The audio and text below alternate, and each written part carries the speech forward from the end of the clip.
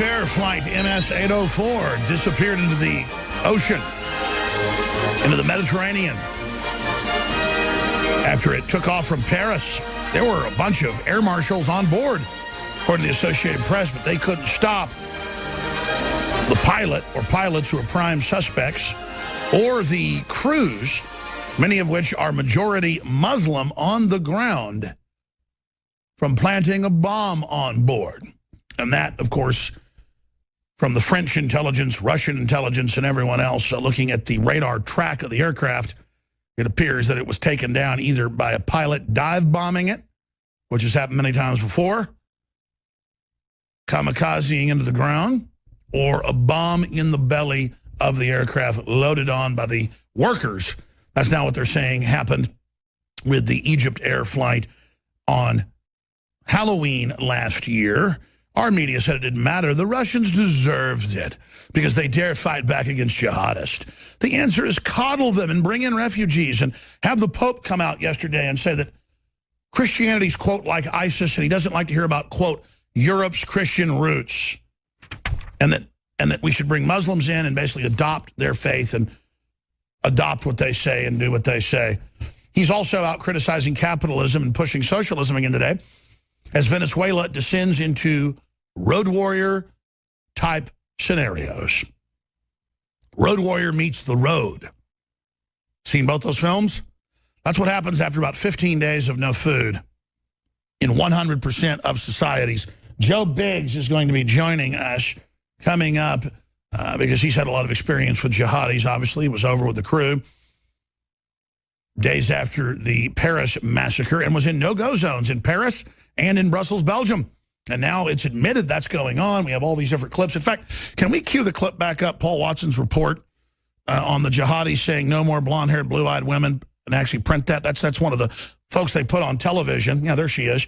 And then the Germans all clap and laugh and talk about the end of Germans being a good thing, because that's the final extension of this type of political correctness.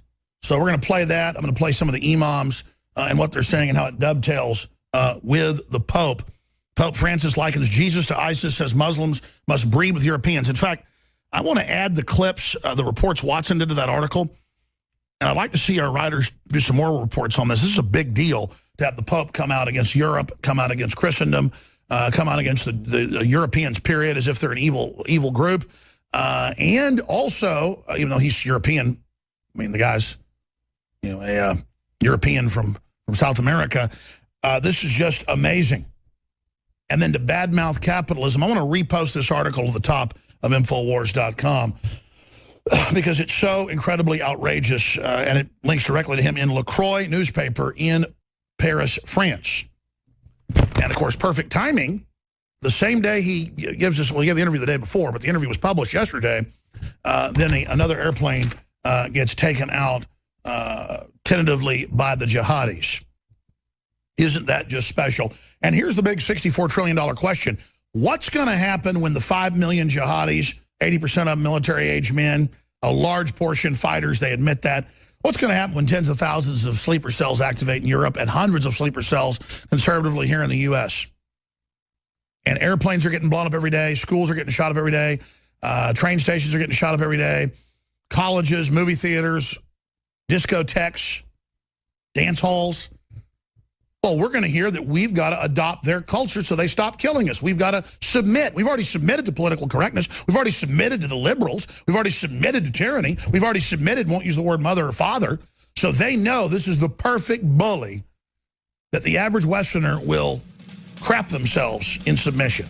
Well, it's time to understand groveling got us here, and groveling is not going to get us out of this. A nation of sheep, to quote Thomas Jefferson, will be ruled by what? Wolves. Wolves. Now is the time for the rise of the sheepdog. And you'll see those wolves run in fear once we get our metaphysical jaws around their necks. Is this the beginning of Tet Take Two? We had a former Navy SEAL, terrorism expert, best-selling author on several times in the last month to say that he believes leading into the fall, we're going to see the beginning of Tet Take 2. Now, our governments know that 80%, according to Interpol, of the men, right at 80%, brought in 5 million of them in the last 3 years. Of the 5 million people, 80% are military-age men.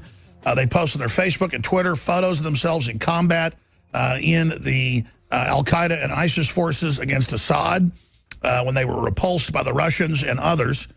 They then were given exit via Turkey. Saudi Arabia wouldn't take them back. Saudi Arabia is putting its dregs on us. It exports its jihad because it's afraid of it as well. So it funds it to control it and then exports it. This is not debated. I mean, all the analysts admit this, to the West. So what are our leaders going to do when more airplanes get dive bombed in the ocean, more bombs get loaded by airport security officials who are majority Muslim in places like Charles de Gaulle Airport? They admit that. I mean, you go there and it's Muslims with hijabs, women with their faces covered, searching you. 100% of the terror at airports is Muslim, so they're the ones checking you. That was Brussels. That was Brussels, plain and simple. When we got there off the train, it was like, oh my God, I just landed back in Iraq or Afghanistan. Like their TSA type people, the security people, the guys walking around looking at you, mean mugging you the whole time, like you're sitting there like you're the bad guy.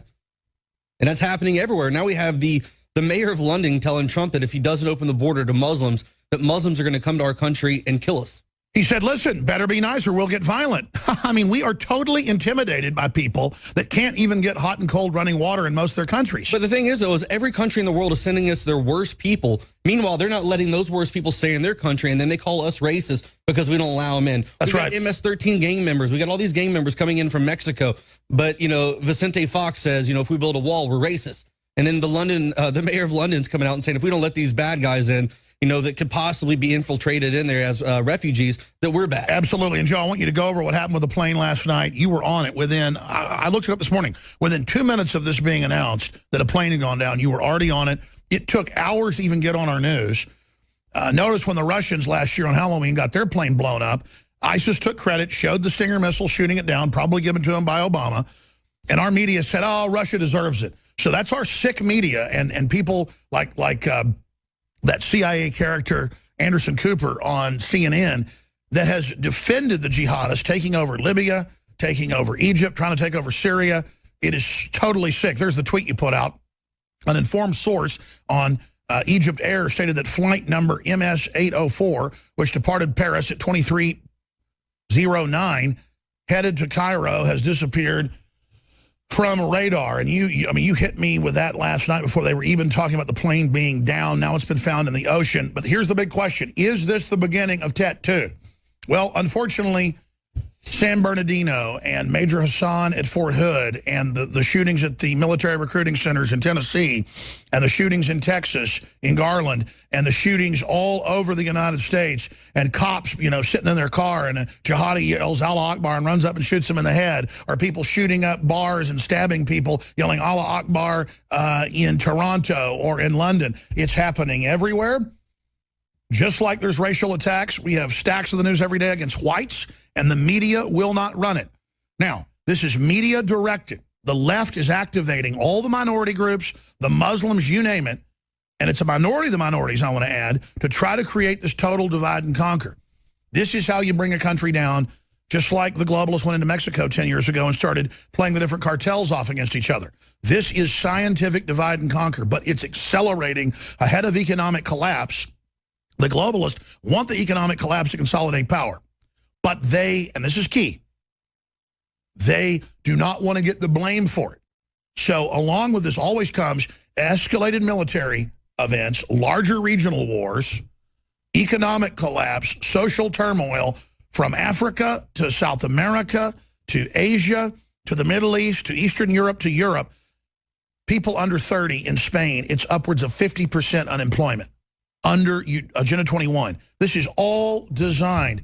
Countries everywhere are imploding with war on the streets, from Chile to Brazil to Venezuela. I mean, it is road warrior level right now, okay? People being murdered in mass in the streets, bodies being burned at the stake in Venezuela, just mass fires, no electricity, food has been out for a week.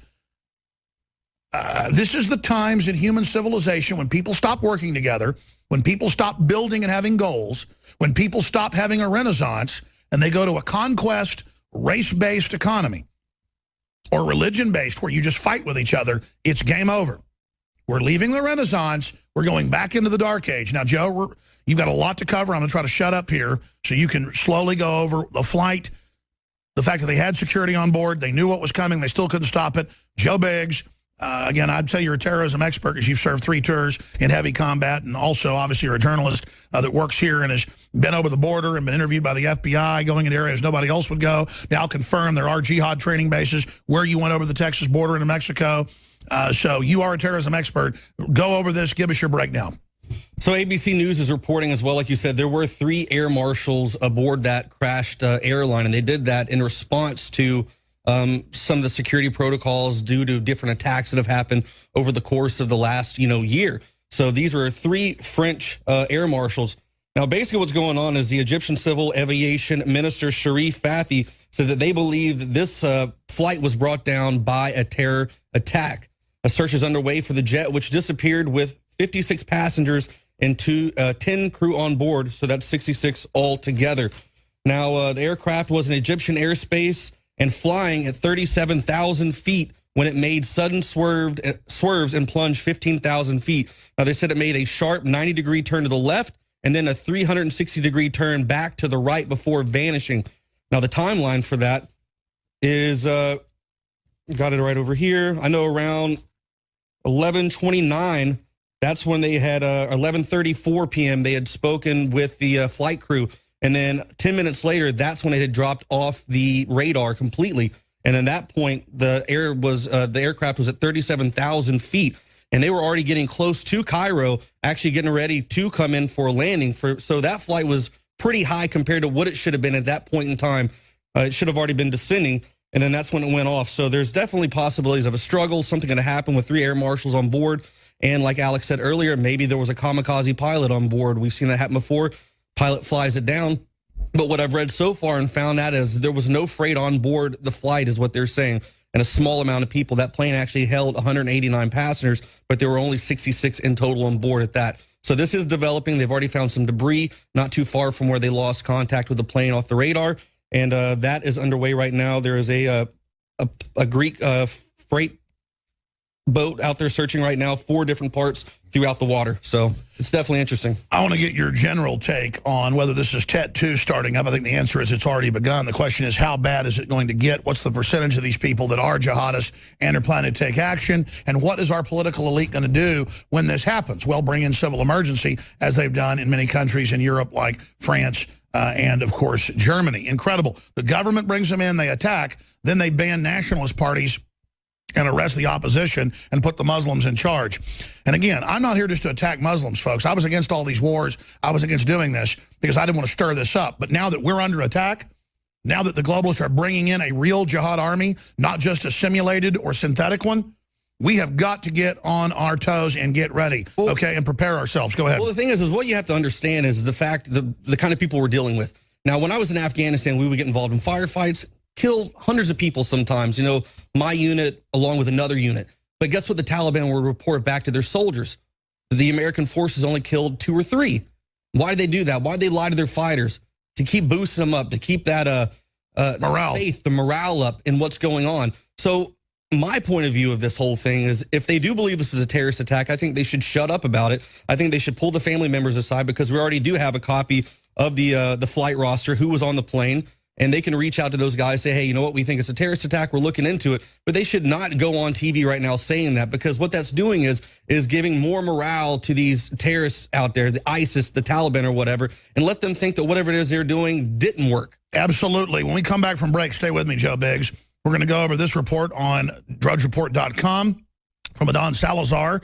The Providence is Infowars.com. Pakistani man arrested at Texas border. Watch. You're quoted German. You're nothing. Migrant filmed assaulting and bullying German teen. Boy, you do that around Texas, you're not going to have somebody lay down. A lot of this is just laying down. Migrant burns down refugee camp in Sicily. Welcome center. Dems pressure Obama to vow to resettle 10,000 Syrian refugees. That means 1 million. That's code for 1 million. So that's some of the information there. That's all coming up after the break with Joe Biggs. Is this the beginning of Tet 2, an Islamic jihad with the globalists allied with them? Absolutely, 110%.